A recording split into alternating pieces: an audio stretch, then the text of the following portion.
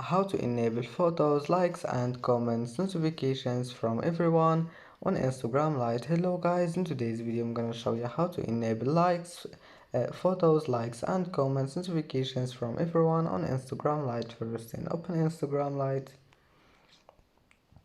and now click on your profile here in the bottom corner, and then click the three lines in the top corner, and here you will see settings. Click on it and then select notifications, and now you need to find posts, stories and comments. Click on it and scroll down. As you see here, you will find this one, likes and comments on photos of you.